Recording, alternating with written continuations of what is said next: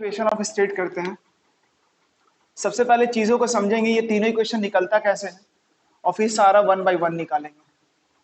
देखो सबसे पहले चलते हैं चीजों को। देखो पहले जैसे मैं क्या कर रहा हूँ, यहाँ पे कुछ ऐसे डिफाइन कर रहा हूँ। देखो मान लो मैं यहाँ पे जो हमारा पिक्चर है कैसा है, कहानी कुछ इस टाइप से है। एक बॉडी है, ठीक है, जिसको मैंने अभी जस्ट देखा t इक्वल टू 0 सेकेंड, मतलब टाइम इक्वल टू 0 सेकेंड।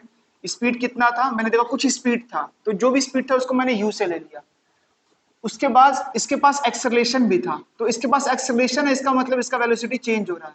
तो जब टाइम इक्वल टू 0 सेकंड पे u था, तो टाइम 1 सेकंड हुआ, 2 सेकंड हुआ, 3 सेकंड हुआ, 5 सेकंड हुआ, 10 सेकंड हुआ। तो उस 10 सेकंड को मैं t ले रहा हूं, और उस 10 सेकंड पे जो वेलोसिटी था बॉडी का, मैंने देखा फाइनल वेलोसिटी v था। काम क्लियर है, सब पता चल गया क्या है।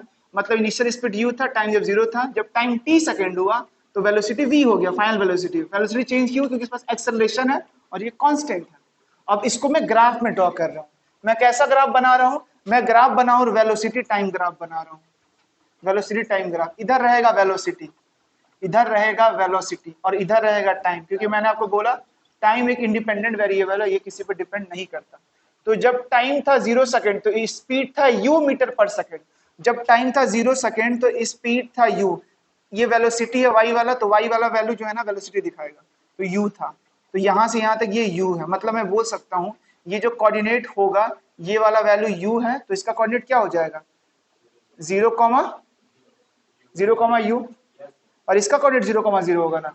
लेकिन अभी अभी जो टाइम इक्वल टू 0 सेकंड पे स्पीड 0 थोड़ी है, u है। तो टाइम इक्वल टू 0 सेकंड पे स्पीड u, पहला कोऑर्डिनेट। दूसरा कोऑर्डिनेट चलते हैं, जब टाइम t सेकंड हुआ तो वेलोसिटी बढ़ा है, क्योंकि एक्सेलरेशन है, तो वेलोसिटी से ज्यादा होगा, तो v हो गया स्पीड।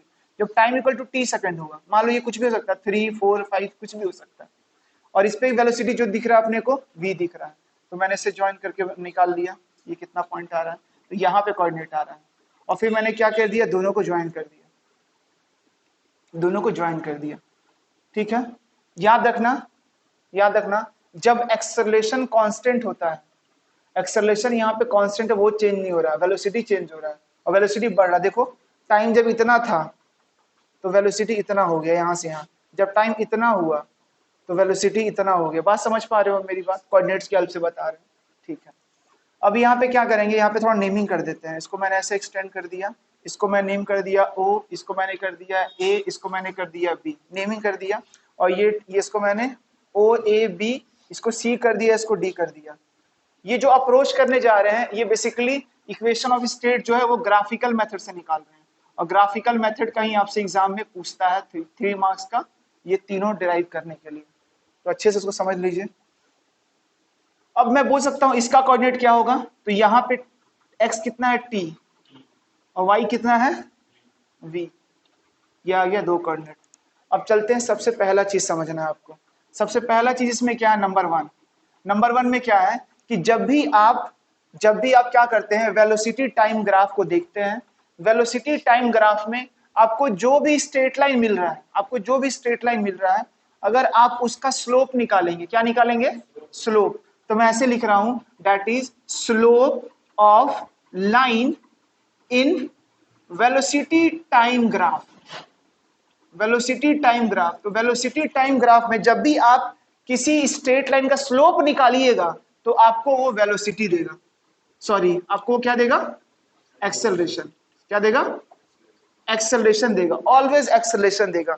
तो मैं पहले निकालता हूं स्लोप। स्लोप के लिए 2 पॉइंट चाहिए, तो 1 पॉइंट यहाँ है, 1 पॉइंट यहाँ है, तो मैं लगा सकता हूं दैट इज स्लोप कितना हो जाएगा, y2 minus y1 divided by x2 minus x1। जो पहला कोऑर्डिनेट है इसको मैं ले लिया x1, y1, और इसको ले लिया x2, y2। तो अप्लाई करूं तो मैं बोल सकता हूं स्लोप कितना आ जाएगा, यहां से स्लोप इज इक्वल टू, तो लिखोगे स्लोप ये किसका है? OA लाइन का, तो स्लोप ऑफ OA, फिर लिखोगे स्लोप कितना आएगा, v minus you divided by, या t माइनस 0 ना, क्योंकि ये x1 y1 है, इसको x2 y2 लिए हैं, तो जैसे लियो ना उसी फ्रेम में रखोगे ना, अदरवाइज नेगेटिव पॉजिटिव आने लगेगा। तो यहाँ पे x2 minus x1, t minus 0 किया, तो मुझे पता है जो स्लोप आता है। अब तुम ऐसे सोच सकते हो, मान लो याद नहीं रहा क्या देता है, तो तुम ऐसे सोच सकते हो स्लोप निकाला, ऊपर वेलोसिटी है, वेलोसिटी का यूनिट क्या होता है? मीटर पर सेकेंड। टाइम का क्या होता है? सेकेंड। ये क्या बन गया? मीटर पर सेकेंड का स्क्वायर, मतलब एक्सेलरेशन मिलता है। तो तुम बोल सकते हो सर ये एक्सेलरेशन देगा और एक्सेलरेशन को ए से डिनोट करते हैं और ए से जा रहा है, तो a is equal to v minus u by t आ गया। इसको सॉल्व करते हैं, थोड़ा टी को इधर लेके आओ, तो ए इंटू टी हो गया, यहाँ वी माइनस यू हो गया। अब इस u को इधर लेके आओ, नेगेटिव है तो पॉजिटिव हो जाएगा, a t plus u is equal to v. तो अरेंज कर दो, v is equal to u plus a t. पहला इक्वेशन ड्राइव हो गया, ठीक है, स्लोप के कंसेप्ट से। अब आते हैं दूसरे इक्वेशन में। देखो जो दूसरा इक्वेशन है नंबर 2। अब नंबर 2 में समझो दो चीजें यहाँ पे। देखो मैं क्या करूंगा, अब मैं क्या करूंगा, ये लाइन जो देख रहे हो ये स्ट्रेट लाइन है, या इसको कर्व बोलते हैं, वेलोसिटी टाइम में कर्व स्ट्रेट लाइन है। तो मैं क्या करूंगा, मैंने पूरा एनालिसिस कहाँ से किया है? टाइम इक्वल टू 0 सेकंड से लेके t सेकंड तक, ठीक है। तो ये दोनों line time equal to 0 second, time equal to 2 second, दो लाइन मेरे को मिला। उसके बाद इस ग्राफ में जो स्ट्रेट लाइन है कहां से कहां है? ये इनिशियल था, ये फाइनल था, यहां से यहां ये रहा, दैट इज वेलोसिटी लाइन, या ये मैं बोलूंगा स्ट्रेट लाइन। जो स्ट्रेट लाइन है हमारा ग्राफ में जो आ रहा है स्ट्रेट लाइन। उसके बाद टाइम एक्सिस, उसके बाद टाइम एक्सिस। अब मेरी बात समझना, मैं क्या कर रहा हूं, उसको बाहर निकाल रहा हूं थोड़ा, तो तुम्हें ऐसे दिखाई देगा, देख पा रहे होगे? वैसे दिख रहा है, ठीक है। अब मेरे को वैल्यू थोड़ा थोड़ा बताओ। मैं इसको बोल सकता हूं सर ये वाला जो लेंथ है ना, ये u मीटर पर सेकंड होगा, तो मैं बोल सकता हूं ये वाला लेंथ कितना आ गया, यहां से यहां तक u, ठीक है। अब आओ यहां से यहां ये लेंथ कितना होगा? t सेकंड, तो मैंने t ले लिया, ये यहां से यहां जो लेंथ होगा वो t सेकंड होगा। अब आते हैं, अब देखो अगर ये u है तो ये भी कितना होगा? u होगा, यहां से ये भी u होगा। टोटल अगर ये v है यहां से यहां तक, तो ये कितना होगा टोटल? यहां से यहां तक v है, v मतलब यहां, मतलब यहां से ओरिजिन से नापते हैं, तो यहां से यहां v है, तो ये भी कितना होगा? v। तो टोटल v में से u गया तो कितना बच गया?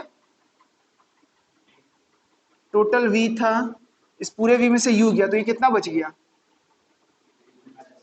v माइनस यू, है ना, बच गया v माइनस यू। अब मैं क्या करूंगा यहाँ पे, देखो मैंने सारा लेंथ निकाल दिया है, ये हमारा क्या हो गया, ये बेसिकली आ गया, ये यहाँ से यहाँ तक टोटल v था, बड़ा वाला छोटा वाला जो भी था, ठीक है। अब मैं क्या करूंगा ना, ये क्या बोलता है दूसरा लाइन, कि अगर आप एरिया निकालोगे, अगर आप जो एरिया बाउंडेड आपने निकाला है ना, इसका एरिया आप निकाल लो, जो आपने बाउंडेड कर्व निकाला है इसका एरिया निकाल लो। तो याद रखना तुमसे पूछेगा ऐसे कि, ऐसे मेरी बात समझो, पहले लिख देते हैं उसका तुम्हें बताते हैं यहाँ पे। जैसे मैं क्या एरिया निकालूंगा, तो area, area bounded, bounded, bounded from t equal to 0 second to t is equal to t second, 0 से लेकर t सेकेंड तक है, तो मैंने लिख दिया t इक्वल टू 0 सेकेंड से लेकर t equal to t second तक। जो एरिया बाउंडेड है इसमें with time axis, with time axis, मतलब t इक्वल टू 0 सेकेंड ये वाला हो गया, t equal to t second ये वाला हो गया, टाइम एक्सिस हो गया ये वाला, और ये हमारा स्ट्रेट लाइन, इसके बीच में जो एरिया बनेगा। मेरी बात क्लियर है? वो एरिया को लेना है। मान लो मैं चेंज कर देता, मैं बोलता ना कि मुझे एरिया निकालना है t इक्वल टू 0 सेकेंड से लेके, मान लो ये वैल्यू है जो टोटल वैल्यू है ना, मान लो ये 0 है और ये 5 सेकेंड है, और मैं बोल रहा हूं मुझे 3 सेकेंड तक चाहिए, तो 3 सेकेंड यहां पे आएगा ना, तो t equal to 0, t equal to 3, तब ये वाला एरिया निकालो, छोटा वाला। बात समझ में आ रहा है? तो टाइम के साथ वो चेंज होगा एरिया, ठीक है। तो इस केस में ना मैं इनिशियल फाइनल से पूरा एरिया निकाल रहा हूँ, t इक्वल टू 0 से लेकर t equal to t second तक विद टाइम एक्सिस। तो ये मेरे को देता है डिस्प्लेसमेंट। क्या देता है? डिस्प्लेसमेंट। और स्ट्रेट लाइन में आपको पता है डिस्टेंस और डिस्प्लेसमेंट सेम होता है, स्ट्रेट लाइन में सेम होता है। तो यहाँ पे देखो अब मैं क्या कर रहा हूँ, एरिया निकालूंगा, इसका एरिया निकालना मुझे। ये कैसा दिख रहा है शेप? ट्रापेजियम दे रहा है। ट्रापेजियम का एरिया कैसे निकालते हैं? Half into sum of parallel side. तुमने ऐसा देखा होगा ट्रापेजियम, बोलते हो ये सर ये साइड और ये साइड ना आपस में पैरेलल है, ये पैरेलल नहीं है, तो ये दो नॉन पैरेलल साइड है और दो पैरेलल साइड होता है, तो इसको ट्रापेजियम बोलते हैं। इसका लेंथ मान लो a है, इसका लेंथ मान लो b है, और दोनों पैरेलल के बीच का जो डिस्टेंस है वो h है, तो बोलते हो हाफ इनटू पैरेलल साइड्स को जोड़ दो, तो a प्लस बी, और दोनों को जोड़ के ना हाइट से मल्टीप्लाई कर दो, यही आता है एरिया ट्रापेजियम का। इसी को अप्लाई करो यहाँ पे, हाफ इनटू पैरेलल साइड कौन सा दिख रहा है?